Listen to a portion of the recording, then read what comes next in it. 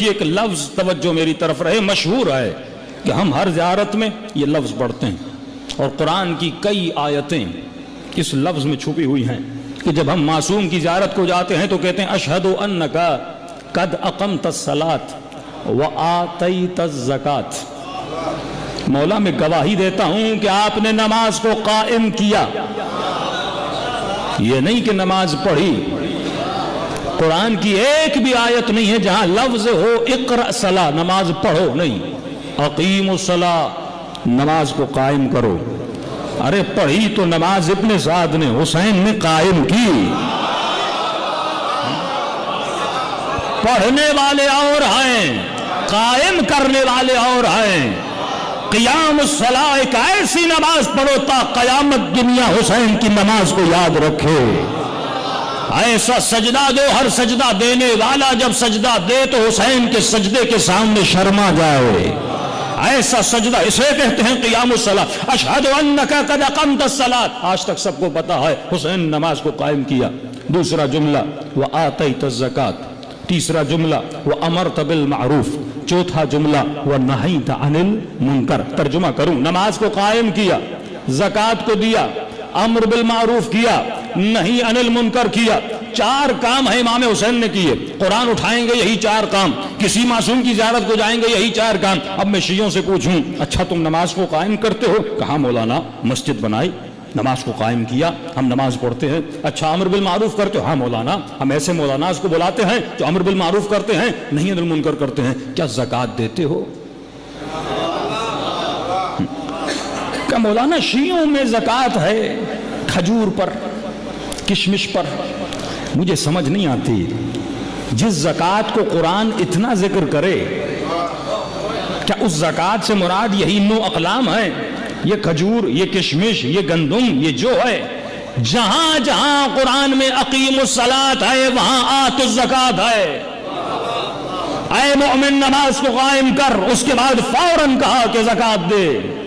جب ذکر ولایت علی ابن ابی طالب ہوتا ہے تو آواز آتی ہے کہ اللہ تمہارا ولی ہے، رسول تمہارا ولی ہے، اور وہ تمہارا ولی ہے جو حالت رکوع میں زکوٰۃ دیتا ہوا نظر آئے۔ کبھی سوچا کہ ولایت کا تعارف اگر کروایا جا رہا ہے تو زکوٰۃ سے کروایا جا رہا ہے؟ قرآن میں اتنی آیتیں خمس کی نہیں ہیں جتنی زکوٰۃ کی ہیں، اور آج تک شیعہ جوان کو پتا نہیں کہ زکوٰۃ کا مطلب کیا ہے۔ وہ یہ سمجھے کہ زکوٰۃ کا مطلب یہی 9 اقلام ہے، وہ زکوٰۃ کا مطلب ہے کہ گندم دو اور کشمش دو۔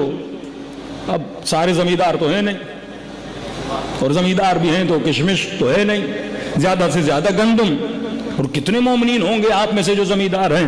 پورے مجمع میں شاید 8-10 لوگ ہوں جو زمینداری کرتے ہوں۔ تو پھر قرآن میں زکوٰۃ کا اتنا ذکر کیوں ہے کہ امام کا تعارف زکوٰۃ سے، ولایت کا تعارف زکوٰۃ سے، نماز کے بعد زکوٰۃ؟ علماء فرماتے ہیں یہاں زکوٰۃ سے مراد وہ زکوٰۃ نہیں جو تو سمجھ رہا ہے، وہ زکوٰۃ کا جز ہے جو گندم سے نکالی جاتی ہے، وہ زکوٰۃ کا جز ہے جو کشمش سے اور کھجور سے نکالتے ہو۔ یہاں زکوٰۃ سے مراد خیرات ہے۔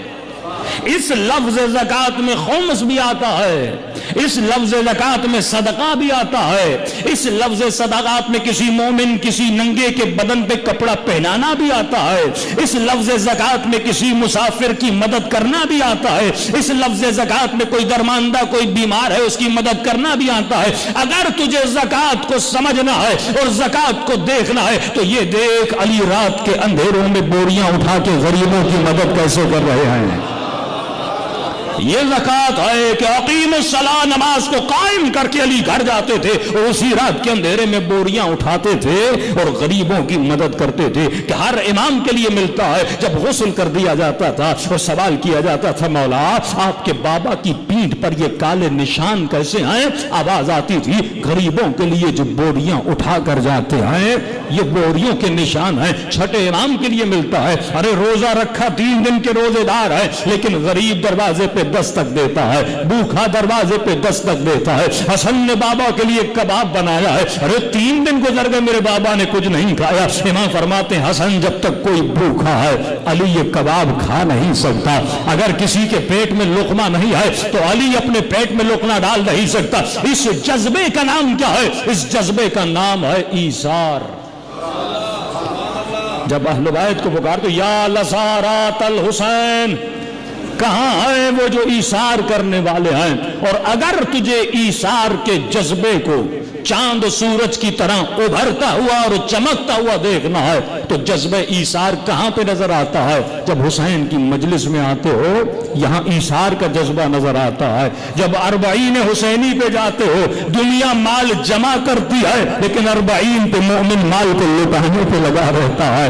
दुनिया में लोग माल को जमा करते हैं लेकिन वहां 5 साल की बच्ची खड़ी रहती है, अरे एक खजूर उठा ले, एक घूंट पानी का पी ले। ये उस बच्ची को जज्बा किसने दिया?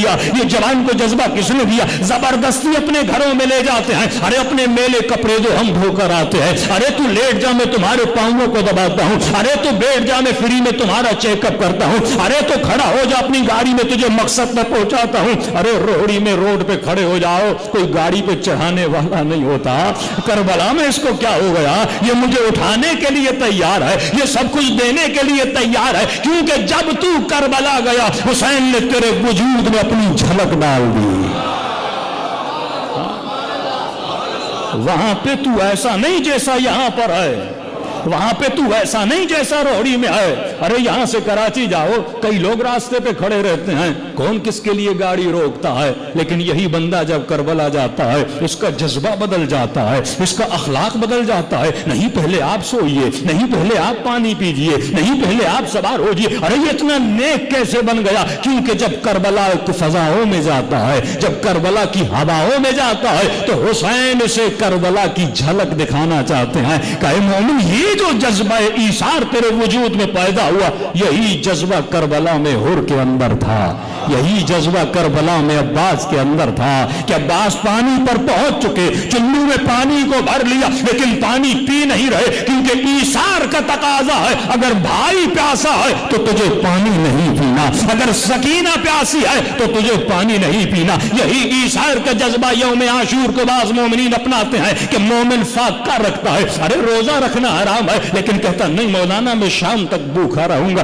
क्यों भूखा रहेगा? कि 1400 साल पहले मेरे हुसैन को पानी नहीं मिला था, मेरे आका को खाना नहीं मिला था। यही जज्बा ईसार है। तो आपने देखा ये झलक है। करबला अरबाईन आज के जमाने का एक मौजज़ा है, यानी अरबाईन में आपको माश नजर नहीं आता, बस माद नजर आता है।